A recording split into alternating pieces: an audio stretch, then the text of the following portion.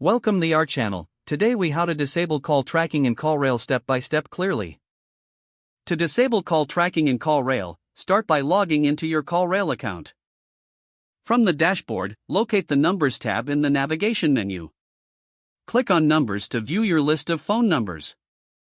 Identify the phone number for which you want to disable call tracking.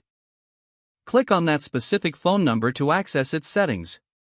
Once on the Numbers settings page, scroll down to the Tracking section.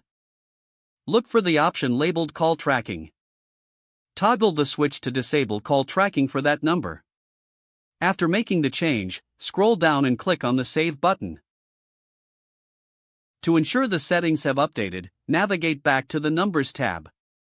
Revisit the phone number you modified to verify that tracking is disabled. You have now successfully disabled call tracking in CallRail. If the page does not load, refresh the browser or try again in a private or incognito window.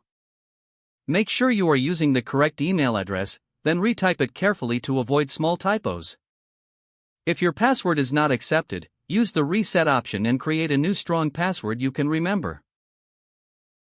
Check your spam folder for verification or security emails, then complete any requested confirmation steps. Enable two-factor authentication if available to improve account security and reduce unauthorized access risk. After signing in, review your profile details so your contact information and settings are accurate and current. If you see an error message, note it down and try again after restarting your device and internet connection.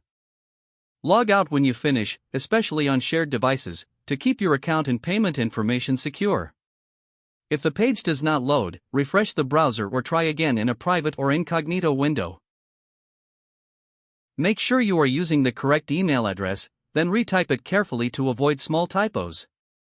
If your password is not accepted, use the reset option and create a new strong password you can remember.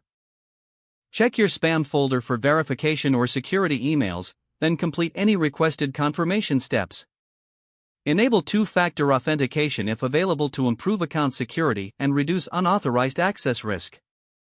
After signing in, review your profile details so your contact information and settings are accurate and current. If you see an error message, note it down and try again after restarting your device and internet connection. Log out when you finish, especially on shared devices, to keep your account and payment information secure.